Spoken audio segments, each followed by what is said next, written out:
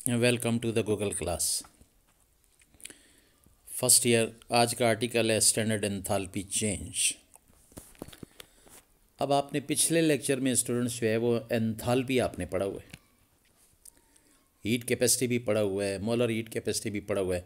आज के लेक्चर में जो SLO है वो ये है कि इस लेक्चर के अटेंड करने के बाद आपको एंथैल्पी जो है उसमें चेंज जो आती है उसको मेजर करने के लिए एक तो मेथड आ जाएगा कि किस तरीके से मेजर करते हैं। यहाँ पे दो मेथड होंगे जी, एक डायरेक्ट एक इनडायरेक्ट मेथड होगा। फिर इसको रिप्रेजेंट किस पे करते हैं, फिर उस वक्त टेम्परेचर और प्रेशर जो है वो क्या होते हैं। तो ये सारा कुछ जो है ये इस लेक्चर के बाद आप जो है इस काबिल हो जाएंगे कि इन तमाम चीज़ों के जवाब आप दे सकें। तो चलें स्टूडेंट शुरू करते हैं। Standard enthalpy change. अब स्टैंडर्ड एंथैल्पी चेंज जो है सबसे पहले इसकी डेफिनेशन की ये है क्या। The change in enthalpy measured at room temperature, यानी आपने हीट चेंज मालूम करना है, यानी चेंज इन एंथैल्पी मालूम करना है। आपको पता है एंथैल्पी को तो एच से ज़ाहिर करते हैं ना, तो चेंज इन एंथैल्पी का मतलब है कि डेल्टा एच आपने मेजर करना है, यानी चेंज इन एंथैल्पी या चेंज इन हीट मेजर करना है। तो ये कब मेजर करेंगे? रूम टेम्परेचर पे। और उस वक्त प्रेशर क्या होगा जी? 1 एटमॉस्फेरिक प्रेशर। तो रूम टेम्परेचर होगा, 1 एटमॉस्फेरिक प्रेशर होगा।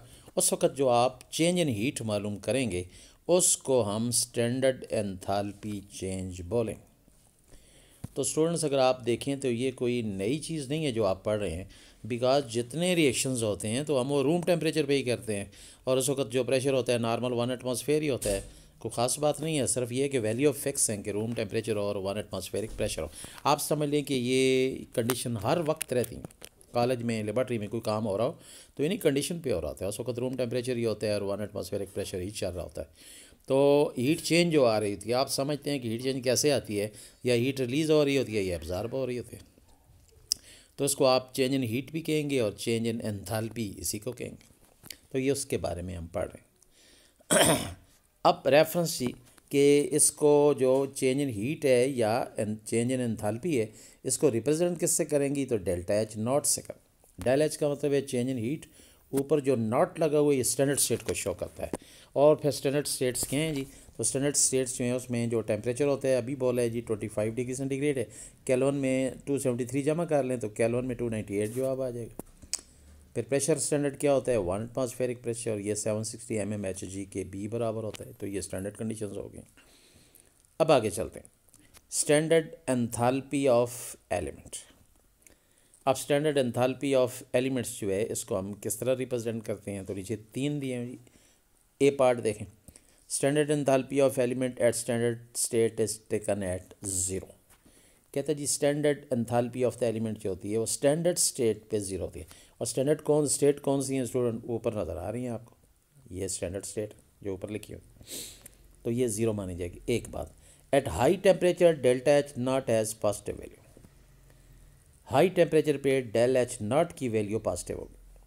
और फिर आएंगे जी कि एट लो टेम्परेचर पे जाएंगे, तो लो टेम्परेचर पे जाएंगे तो डेल्टा एच नॉट की वैल्यू जो है वो नेगेटिव आएगी। हाई पे पॉजिटिव, लो पे नेगेटिव। तो ये भी बता दिया जी कि ये कंडीशन जो हैं क्या होंगी। अब स्टूडेंट आते हैं स्टैंडर्ड एंथैल्पी ऑफ फॉर्मेशन की तरफ। What standard enthalpy of formation? बहुत आसान है जी। आप इससे हीट ऑफ फॉर्मेशन भी कह सकते हैं। यहाँ पे तो स्टैंडर्ड एंथैल्पी ऑफ फॉर्मेशन ही नाम चलेगा, लेकिन सिंपली आप इसे हीट ऑफ फॉर्मेशन भी कह सकते हैं। और ये स्टैंडर्ड एंथैल्पी ऑफ फॉर्मेशन जो है जिसे आप हीट ऑफ फॉर्मेशन कहते हैं, तो ये जी हमारे पास इसकी डेफिनेशन क्या बनेगी? तो बहुत आसान डेफिनेशन है। एक मोल कंपाउंड बन रहा हो, 1 मोल, एक मोल कंपाउंड अपने एलिमेंट से बन रहा हो, ये कंपाउंड अपने एलिमेंट से बन रहा हो और स्टैंडर्ड स्टेट पे बन रहा हो, तो जो हीट चाहेगी उसको हम कहेंगे स्टैंडर्ड एंथैल्पी ऑफ फॉर्मेशन। तो एक मोल कंपाउंड बनना है, स्टैंडर्ड स्टेट पे बनना है, अपने एलिमेंट से वो बनेगा कंपाउंड जिनसे हमेशा बनता है, और स्टैंडर्ड स्टेट पे वो बन रहा होगा वही 25 डिग्री सेंटीग्रेड और 1 एटमॉस्फेरिक प्रेशर पे 1 मोल कंपाउंड बन रहा होगा, तो जो हीट चेंज आएगी that is called as standard enthalpy of formation. क्योंकि इसमें कोई चीज़ बन रही है लिहाजा हम इसको फॉर्मेशन इसके साथ लगाएंगे। अब रिप्रेजेंटेशन जी के हम इसको रिप्रेजेंट कैसे करेंगे, तो आसान है, डेल एच नॉट के साथ एफ़ लगाएंगे, छोटा F, del H not F, del H not नीचे एफ़ लगाएंगे, छोटा एफ़। एफ़ का मतलब है फॉर्मेशन दे रहा है, यानी कोई चीज़ बन रही है। और फिर दोबारा रिपीट करते हैं जी कि स्टैंडर्ड कंडीशंस पे बनेगी। स्टैंडर्ड कंडीशंस क्या हैं, तो जो ऊपर पड़ी हैं जी, पहले रूम टेम्परेचर या 298 केल्विन और 1 एटमॉस्फेरिक प्रेशर, ये हैं जी स्टैंडर्ड स्टेट्स। ये भी हो गया। फिर इसकी एग्जांपल जी कि कोई 1 मोल कंपाउंड स्टैंडर्ड स्टेट्स पे बन रहा हो तो जो हीट चेंज आती है उसको स्टैंडर्ड एंथैल्पी ऑफ फॉर्मेशन बोलते हैं। तो इसकी मिसाल क्या है, तो जवाब है जी कि कार्बन और ऑक्सीजन मिलते हैं और कार्बन डाइऑक्साइड 1 मोल बन रहा है। तो चूंकि चीज़ बन रही है तो लिहाजा एंथैल्पी चेंज जो है स्टैंडर्ड स्टेट पे है, डेल एच नॉट है, नीचे एफ़ लगा हुआ है, यानी फॉर्मेशन हो रहा है, del H not for F is equal to -393.5 kilo joule per mole, यानी 393.5 किलो जूल 1 मोल बनते हुए एनर्जी, माइनस का मतलब है खारिज होती है, निकलती है, यानी प्रोसेस है एक्सोथर्मिक। तो यहाँ पे कार्बन डाइऑक्साइड जो है वो कार्बन डाइऑक्साइड बना किससे, अपने एलिमेंट से जिनसे वो बनता है। तो जो हीट चेंज आती है वो आपको नज़र आ रही है, डेल एच नॉट एफ़ ये -393.5 है, यानी 393.5 किलो जूल पर मोल एनर्जी रिलीज़ होती है, प्रोसेस एक्सोथर्मिक, उसको हम कहेंगे जी स्टैंडर्ड एंथैल्पी ऑफ फॉर्मेशन। अब कहते हैं कुछ दूसरी मिसाल दें, तो दूसरी मिसाल देख लें। सल्फर डाइऑक्साइड 1 मोल बन रहा है अपने एलिमेंट्स से जिनसे वो बनता है, सल्फर और ऑक्सीजन के मिलने से बनता है। तो इसका भी हीट ऑफ फॉर्मेशन आ रहा है जी, नज़र आ रहा है, del H not F 296.8 kilo joule per mole, यानी इतनी एनर्जी जो है खारिज होती है, निकलती है। तो ये भी प्रोसेस है एक्सोथर्मिक। आपने दोनों पे नज़र रखना है, दोनों हीट जो हैं ऊपर वाली और नीचे वाली दोनों स्टैंडर्ड एंथैल्पी ऑफ फॉर्मेशन है, डेल एच नॉट एफ़ हैं दोनों। तो पीछे तो ज़ाहिर 2 रिएक्शन दिए हैं ना जिनकी ये हमने हीट ऑफ फॉर्मेशन यहाँ पे पढ़ी है, ये 2 हमने पढ़ी। तो हीट ऑफ फॉर्मेशन तो हो गया जी। अब आगे चलते, स्टैंडर्ड एंथैल्पी ऑफ कंबशन। अब student standard enthalpy of combustion क्या है, इसको भी आप सिर्फ हीट ऑफ कंबशन ही समझ लें थोड़ी देर के लिए। Enthalpy of combustion, enthalpy of combustion या हीट ऑफ कंबशन एक ही बात है। कंबशन का मतलब है कि कोई चीज़ ऑक्सीजन में जल रही है, कोई भी चीज़ जा रही है ऑक्सीजन में, तो इसे कंबशन बोलते हैं। और स्टैंडर्ड यानी स्टैंडर्ड हालत में जा रही है, 25 डिग्री सेंटीग्रेड और 1 एटमॉस्फेरिक प्रेशर पे जा रही है। तो ये आगे अब हम इसकी तारीफ़ क्या करेंगे जी, the amount of heat produced when 1 mole of a compound at standard state is completely burned in excess of air और ऑक्सीजन। यानी 1 मोल कंपाउंड जो है, 1 मोल कंपाउंड वो क्या करे जी, जल जाए, बर्न हो जाए ऑक्सीजन की मौजूदगी में, और ऑक्सीजन भी काफ़ी हो, तो जो हीट निकलेगी, प्रोड्यूस होगी, उसको हम कहेंगे स्टैंडर्ड एंथैल्पी ऑफ कंबशन। अब फिर वही बात, स्टैंडर्ड रिप्रेजेंटेशन किससे करते हैं, तो डेल एच नॉट सी से, डेल एच नॉट सी। सी का मतलब है जी, ऊपर जो नॉट है इसका मतलब स्टैंडर्ड स्टेट, सी का मतलब है कंबशन हो रही, तो डेल एच नॉट सी से ज़ाहिर करेंगे। फिर वही चीज़ रिपीट हो रही है जी कि स्टैंडर्ड कंडीशन में ये कोई चीज़ कंबस्ट करेगी, स्टैंडर्ड स्टेट के हैं, तो टेम्परेचर वही 25 डिग्री सेंटीग्रेड 298 केल्विन होना चाहिए और प्रेशर जो है 1 एटमॉस्फेयर होना चाहिए। तो ये तो ऊपर पढ़े हैं। अब कोई मिसाल भी दें जी कि कोई 1 मोल कोई चीज़ जल रही हो, तो 1 मोल मीथेन है CH4 ऑक्सीजन में जल रहा है, तो कंबशन हो रही है, और कार्बन डाइऑक्साइड और वाटर वेपर्स जो हैं वो बन रहे हैं। तो जो हीट चेंज आएगी, डेल एच नॉट इसके साथ सी लगेगा, यानी कंबशन हो रही, डेल एच नॉट सी। और कितनी एनर्जी खारिज होती है ज़रा देखें, 890 किलो जूल पर मोल, माइनस लगा हुआ है, यानी एक्सोथर्मिक प्रोसेस है, ये एनर्जी रिलीज़ होगी। तो ये जो एनर्जी बॉक्स के अंदर नज़र आ रही है जी, इसको हम कहेंगे स्टैंडर्ड एंथैल्पी ऑफ कंबशन। तो स्टूडेंट आपसे जब पूछा जाए स्टैंडर्ड एंथैल्पी ऑफ कंबशन क्या है, तो आप कहेंगे जी 1 मोल कंपाउंड जो है वो बिल्कुल कम्प्लीटली बर्न हो जाएगा, जल जाएगा इन एक्सेस ऑफ एयर और ऑक्सीजन। तो इससे जो हीट प्रोड्यूस होगी, अमाउंट ऑफ हीट प्रोड्यूस होगी, उसको हम कहेंगे स्टैंडर्ड एंथैल्पी ऑफ कंबशन। फिर कहा जाए जी कोई मिसाल दें, तो मिसाल नज़र आ रही है, नज़र आ रहा है आपको कि CH4 और O2 दोनों रिएक्ट कर रहे हैं, 1 मोल मीथेन गैस ऑक्सीजन में जल रही है और कार्बन डाइऑक्साइड और वाटर पेपर बन रहे हैं, और del H not standard heat of combustion या एंथैल्पी ऑफ कंबशन जो है वो आ रही है, और ये 890 किलो जूल पर मोल है, माइनस का मतलब एक्सोथर्मिक प्रोसेस, यानी ये एनर्जी इतनी रिलीज़ होती है। तो ये तो स्टूडेंट हमने डिटेल से पढ़ लिया स्टैंडर्ड एंथैल्पी ऑफ फॉर्मेशन को और फिर स्टैंडर्ड एंथैल्पी ऑफ कंबशन को। अब स्टूडेंट हम पढ़ेंगे स्टैंडर्ड एंथैल्पी ऑफ न्यूट्रलाइजेशन। अगर आप गौर से देख रहे हैं तो आपको समझ आ ही रहा होगा कि तमाम चीज़ें तो एक जैसी हैं जी, थोड़ा थोड़ा डिफरेंस है, कोई ख़ास बात तो नहीं है। मिसाल के तौर पे स्टैंडर्ड एंथैल्पी ऑफ न्यूट्रलाइजेशन का मतलब ये है कि जो हीट रिलीज़ होगी या एब्जॉर्ब होगी जब एक मोल चीज़ जो है वो न्यूट्रलाइज हो, न्यूट्रलाइजेशन का अमल हो रहा है। तो तारीफ देखें, the amount of heat evolve when 1 mole of H positive from an acid react with 1 mole of OH negative from base to form 1 mole of water. तो कहते हैं जी एसिड से 1 मोल H आए, एसिड जो है उससे 1 मोल H पॉजिटिव आए और बेस से 1 मोल OH नेगेटिव आए और H पॉजिटिव और OH नेगेटिव दोनों मिल के आपस में ज़ाहिर वाटर बनाएंगे तो 1 मोल पानी बना दें। तो जो हीट चेंज आएगी उसको हम कहेंगे स्टैंडर्ड एंथैल्पी ऑफ न्यूट्रलाइजेशन। यानी एसिड बेस से मिलेगा और ज़ाहिर है वाटर बनेगा, क्योंकि एसिड H पॉजिटिव देगा, बेस OH नेगेटिव देगा, तो 1 मोल पानी बनेगा। तो जो हीट चेंज आएगी उसको स्टैंडर्ड एंथैल्पी ऑफ न्यूट्रलाइजेशन कहते हैं, क्योंकि ये न्यूट्रलाइजेशन प्रोसेस है। एसिड और बेस मिलते हैं, सिर्फ पानी ही नहीं बनता बल्कि साल्ट भी बनता है। तो चूँकि H पॉजिटिव और OH नेगेटिव बराबर होते हैं, लिहाजा एक दूसरे को कैंसिल करते हैं, न्यूट्रल कर देते हैं, देयरफॉर इस प्रोसेस को हम न्यूट्रलाइजेशन भी बोलते हैं। अब जी रिप्रेजेंटेशन का तरीका, रिप्रेजेंट कैसे करेंगे, तो डेल H नॉट N के साथ, del H not N, N का मतलब है न्यूट्रलाइजेशन, क्योंकि एसिड बेस में रहे हैं तो न्यूट्रलाइजेशन प्रोसेस हो। तो डेल H नॉट N से इसको हम करेंगे ज़ाहिर, ये भी हो गया। फिर कहते हैं जी कोई मिसाल भी दें कि जिसमें एसिड और बेस में रहे हैं, तो नज़र आ रहा है जी HCl एसिड है और NaOH बेस है, मेरे हैं NaCl बना रहे हैं, साल्ट है, साथ H2O जो है वो बन रहे हैं वाटर, और आगे आपको जो हीट है वो भी आपको नज़र आ रही है।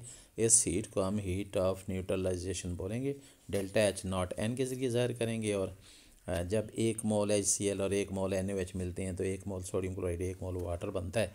तो जो हीट निकलती है वो 57.4 किलो जूल है, क्योंकि निकल रही है यानी एक्सोथर्मिक प्रोसेस।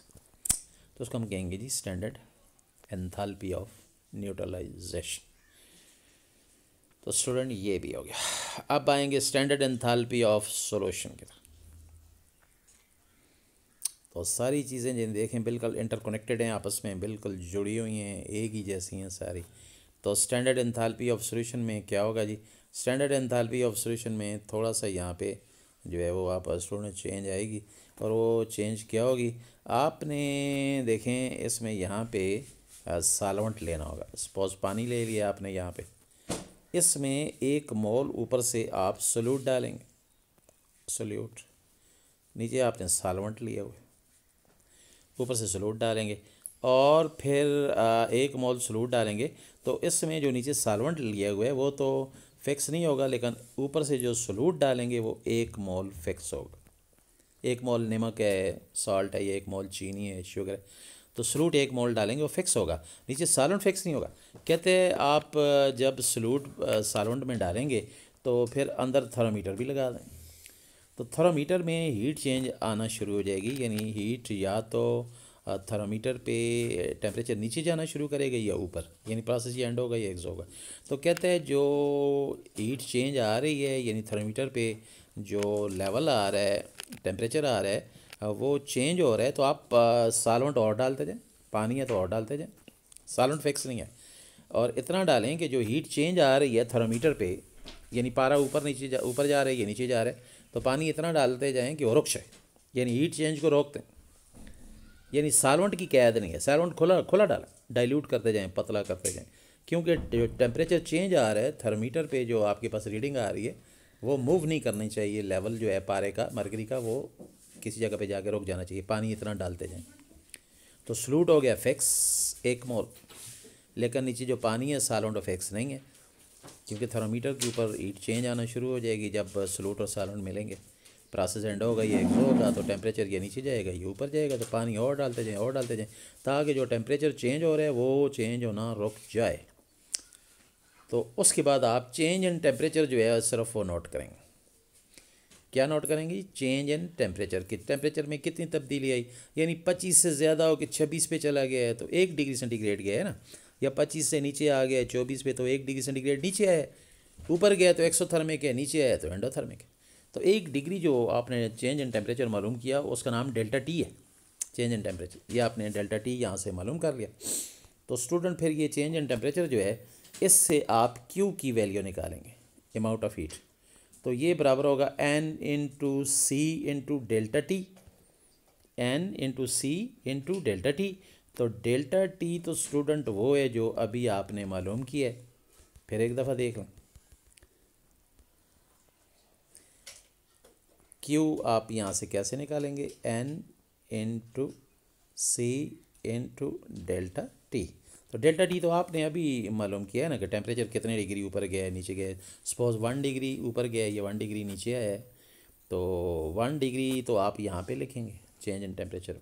सी मोलर हीट कैपेसिटी है जो सब्सटेंस आपने यूज़ किया है उसकी, और एन ये नंबर ऑफ मोल है सॉल्यूट के जो आपने डाले सोल्यूशन के, ये नंबर ऑफ मोल है। तो इन तीनों की वैल्यू लगाएंगे तो आपके पास क्यू का जवाब आएगा, क्यू अमाउंट ऑफ हीट है। अब आपने तो सोडियम क्लोराइड पानी में डाला है, तो नीचे रिएक्शन में चले जाते हैं जी। रिएक्शन में आप देखें तो आपको रिएक्शन जो है वो नज़र आ रहा होगा। आपने 1 मोल सोडियम क्लोराइड डाला है, ये सॉल्यूट है, और पानी में डाला है, ये सॉल्वेंट है। और पानी कितना लिया है, खुला लिया है, ज़्यादा पानी लिया है, डाइल्यूट करते रहे, पतला करते रहे, सॉल्वेंट आपने ज़्यादा लिया क्योंकि जो टेम्परेचर था उसको आपने रोकना था जो चेंज हो रहा था। तो ज़ाहिर है अंदर सोडियम क्लोराइड, और सोडियम क्लोराइड जो है एक्वस फॉर्म में आ जाएगा, यानी सोडियम क्लोराइड अंदर हल हो जाएगा। तो आपने यहाँ पे सोडियम क्लोराइड को पानी में डाल के उसका बनाया है सोल्यूशन, लिहाजा इसको डेल्टा H नॉट S लिखेंगे क्योंकि सोल्यूशन बना और स्टैंडर्ड स्टेट पे बना, डेल्टा H नॉट S का मतलब आपने सोल्यूशन बनाया। तो इस दौरान जो हीट चेंज आई है उसको आप कहेंगे स्टैंडर्ड हीट ऑफ सोल्यूशन। और जब सोडियम क्लोराइड के 1 मोल पानी में डालेंगे तो कितनी हीट आती है जी, 23 किलो जूल पर मोल, 23 किलो जूल पर मोल, और माइनस है 7, इसका मतलब ये एक्सोथर्मिक प्रोसेस है। तो 1 मोल नमक पानी में हल करेंगे जी तो 23 किलो जूल एनर्जी खारिज होगी, निकलेगी, क्योंकि प्रोसेस है एक्सोथर्मिक। ये जो हीट निकलेगी जी इस हीट को हम कहेंगे स्टैंडर्ड हीट ऑफ सोल्यूशन। तो स्टूडेंट आपने देख लिया सारे एक जैसे हैं, सिर्फ आप रिएक्शन करवा रहे हैं या यहाँ पे तो हल कर रहे हैं किसी चीज़ को, नमक को पानी में, तो नमक पानी के अंदर एक्वस हो गया, हल हो गया, तो सोल्यूशन बनाया आपने, तो जो हीट निकली है उसको स्टैंडर्ड हीट ऑफ सोल्यूशन बोल रहे हैं। अब ये सारा जो रेंज है ये तो हो गया ख़त्म। अब एक नई चीज़ की तरफ आते हैं, इसका नाम है लैटिस एनर्जी। स्टूडेंट ये बड़ा इंपॉर्टेंट है।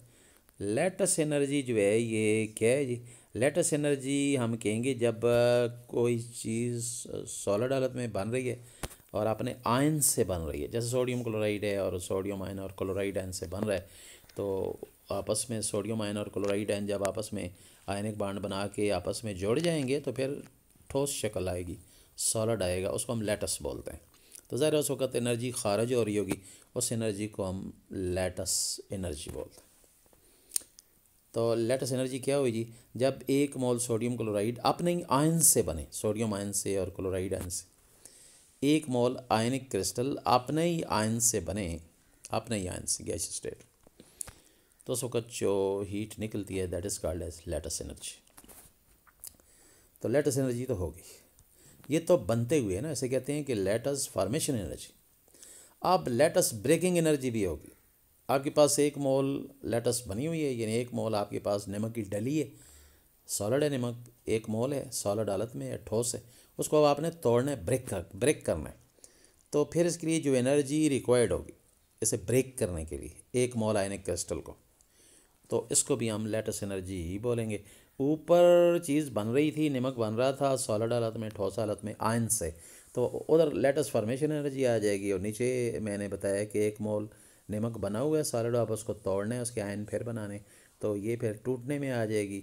ऊपर वाला फॉर्मेशन बनेगी लैटिस एनर्जी और नीचे वाली बनेगी डिसोसिएशन लैटिस एनर्जी। यानी ऊपर लैटिस बन रहा है, सॉलिड हालत में कोई चीज़ बन रही है और नीचे सॉलिड हालत से चीज़ टूट रही है, तो ऊपर फॉर्मेशन आ जाएगा, नीचे ब्रेकिंग आ जाएगी, टूटने का अमल आ जाएगा, ये डिसोसिएशन आ जाएगा। अब जितना ऊपर 1 मोल नमक बनेगा तो जितनी हीट निकलेगी, एनर्जी निकलेगी, इतनी 1 मोल सॉलिड को तोड़ने में भी लगेगी। इसका मतलब ये है कि लेटस एनर्जी दोनों केस में क्या होगी, सेम होगी। चाहे वो बन रही हो लेटस यानी उसमें फॉर्मेशन आ रही हो या उसमें ब्रेकिंग आ रहा हो, टूट रही हो, दोनों केस में फॉर्मेशन आ रही है या ब्रेकिंग आ रही है, दोनों केस में लेटस एनर्जी की वैल्यू क्या होगी, सेम होगी। फिर देख लें लेटस एनर्जी लेटस बन रही है या ठोस नमक बन रहा है या ठोस नमक टूट रहा है, ब्रेकिंग कर रहा है, दोनों केस में हीट वैल्यू क्या होगी, सेम होगी। और उसका नाम क्या होगा जी, लेटस एनर्जी। अब आते हैं रिप्रेजेंटेशन की तरफ कि लेटस एनर्जी को रिप्रेजेंट किससे करते हैं। तो ज़ाहिर है ये भी हीट ही है और इसको डेल एच नॉट से ही रिप्रेजेंट करेंगे, साथ लेट लगा दें नीचे, डेल एच नॉट, LAT या डबल टी कर लें, लैट यानी लेटस एनर्जी। तो इसको हम डेल एच नॉट लैट से रिप्रेजेंट करेंगे। अब आते हैं जी कि ये जो लेटस एनर्जी है इसके लिए यूनिट कौन सी यूज़ करेंगे। तो स्टूडेंट्स आपको पता है एनर्जी के लिए यूनिट्स कौन सी यूज़ होती है, किलो जूल पर मोल। तो ये यूनिट है। अब आएगा जी कि ज़रा कोई मिसाल तो दें जिसमें आयनिक क्रिस्टल जो है वो अपने आयन से बन रहा हो और एनर्जी जो है वो एब्ज़ॉर्ब हो रही हो या निकल रही हो, तो उसकी कोई मिसाल दें। तो स्टूडेंट एग्ज़ाम्पल की तरफ आते हैं। तो एग्ज़ाम्पल जो है आपको जो है वो नज़र आ रही है एग्ज़ाम्पल। इसमें देखें सोडियम आयन से और क्लोराइड आयन से 1 मोल सोडियम क्लोराइड सॉलिड नमक की डली बन रही। तो जो एनर्जी निकल रही है जी 787 किलो जूल पर मोल है। 1 मोल नमक बनेगा, सॉलिड बनेगा सोडियम क्लोराइड, तो 787 किलो जूल एनर्जी खारिज होगी क्योंकि प्रोसेस एक्सोथर्मिक है, साथ नेगेटिव वैल्यू लगी हुई। तो ये लेटेस्ट एनर्जी आ गई जी हमारी सोडियम क्लोराइड की। अब ये हमने बनाया है यहाँ पे, अब हम इसको तोड़ना चाहते हैं। 1 मोल सोडियम क्लोराइड की नमक की डली बन गई है, इसे तोड़ना चाहते हैं। तो 1 मोल नमक की डली जो सॉलिड है वो ये है, इसको तोड़ रहे हैं तो मोड़ के फिर वो आयन बन जाएंगे जिनके मिलने से ये बनी है दोबारा। तो ये भी लेटेस्ट एनर्जी कहलाएगी। इसके साथ देखें साइन पॉजिटिव होगा, प्रोसेस एंडोथर्मिक है क्योंकि हम लगा रहे हैं एनर्जी तब वो टूट रहा है। तो प्लस का मतलब है एंडोथर्मिक यानी इतनी एनर्जी जो है ये अब एब्जॉर्ब हो रही है, तो इसका नाम भी लेटेस्ट एनर्जी है। तो दोनों केस में लेटेस्ट एनर्जी, ऊपर फॉर्मेशन है लेटेस्ट फॉर्मेशन क्योंकि कोई चीज़ बन रही है और एनर्जी खारिज हो रही है, माइनस है, और नीचे ब्रेकिंग या डिसोसिएशन है यानी 1 मोल सोडियम क्लोराइड टूट रहा है तो एनर्जी जो है वो इतनी जज़ब हो रही है या एब्ज़ॉर्ब हो रही है या लग रही है उसके टूटने में। दोनों केस में स्टूडेंट, दोनों केस में नाम तो लेटेस्ट एनर्जी ही होगा, एक में फॉर्मेशन आ जाती है, एक में डिसोसिएशन यानी टूटना आ जाता है। तो ये था जी डिटेल में जो हमने पढ़ा लेटेस्ट एनर्जी के हवाले से। तो अब स्टूडेंट्स हम बजाय नेक्स्ट जाने के थोड़ा सा वापस रिव्यू ले लेते हैं कि आज हमने जो है वो क्या क्या पढ़ा।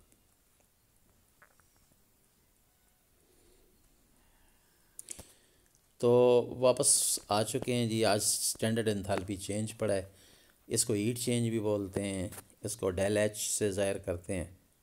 और डेल एच जो है वो आपको यहाँ पे नज़र आ रहा है, हीट चेंज या डेल एच। और नॉट ऊपर जो लगा हुआ है इसका मतलब स्टैंडर्ड स्टेट, और स्टैंडर्ड स्टेट्स किसे कहते हैं, 25 डिग्री सेंटीग्रेड और 298 केल्विन को, और प्रेशर 1 एटमॉस्फेयर होना चाहिए या 760 mm होना चाहिए। तो ये तो हर वक्त यही होता है कमरे में, 1 एटमॉस्फेरिक प्रेशर ही होता है लेबॉर्ट्री में, और टेम्परेचर 25 डिग्री सेंटीग्रेड ही होता है, आम जो हमारा नॉर्मल प्रेशर और टेम्परेचर, इसको स्टैंडर्ड स्टेट्स बोलते हैं। तो ये भी हो गया। उसके बाद नेक्स्ट फिर हमने पढ़ा जी कि स्टैंडर्ड एंथैल्पी जो है वो क्या है ऑफ एलिमेंट। और उसके बाद फिर आगे देखिए नीचे आपको ABC 3 नज़र आ रहे होंगे। तो ये 3 जो हैं 1 2 3 के स्टैंडर्ड एंथैल्पी जो है एलिमेंट की स्टैंडर्ड स्टेट पे 0 होती है। फिर हाई टेम्परेचर पे डेल एच नॉट जो है ये पॉजिटिव होता है और लो पे डेल एच नॉट जो है ये नेगेटिव होता है। तो ये भी आपने पढ़ लिया रिवीजन। फिर स्टैंडर्ड एंथैल्पी ऑफ फॉर्मेशन आ गया था, यानी कोई चीज़ बन रही है तो फिर इसमें हमने पढ़ा जी कि 1 मोल चीज़ जो है वो बन रही है, अपने ही एलिमेंट से बन रही है, स्टैंडर्ड स्टेट्स पे बन रही है और अपने ही एलिमेंट से बन रही है। तो इसमें जो हीट चेंज आएगा उसे स्टैंडर्ड एंथैल्पी ऑफ फॉर्मेशन बोलेंगे। फिर ये रिप्रेजेंट कैसे करते हैं, तो डेल्टा एच नॉट एफ से करते हैं जी। फिर स्टैंडर्ड स्टेट्स कैसे कहते हैं जी, स्टैंडर्ड स्टेट्स सिंपल वही 1 एटमॉस्फेरिक प्रेशर को बोलते हैं, और 25 डिग्री सेंटीग्रेड या 298 केल्विन टेम्परेचर को बोलते हैं। फिर कोई चीज़ एक मोल बन रही है और स्टैंडर्ड एंथैल्पी ऑफ फॉर्मेशन जो है उसकी कहता है कि कोई मिसाल दें, तो उसकी एक नहीं दो मिसालें आपने मेरे साथ अभी पढ़ी हैं। इन 2 मिसालों में एक देखें, कार्बन ऑक्सीजन से 1 मोल कार्बन डाइऑक्साइड बन रहा है और स्टैंडर्ड फॉर्मेशन जो है वो ये आ रही है 393 किलो जूल एनर्जी ने कर रही है। फिर दूसरी आपने पढ़ी है जी, सल्फ़र डाइऑक्साइड बन रही है किससे, अपने एलिमेंट से, सल्फ़र और ऑक्सीजन से, जिनसे वो बनती है। तो इसका भी फॉर्मेशन हो रहा है स्टैंडर्ड स्टेट पे, तो डेल एच नॉट एफ इसकी वैल्यू 296.8 किलो जूल आ रही है और दोनों नेगेटिव हैं, दोनों के साथ नेगेटिव है, दोनों एक्सोथर्मिक प्रोसेस है और दोनों केस में हम इसे कहेंगे स्टैंडर्ड एंथैल्पी ऑफ फॉर्मेशन।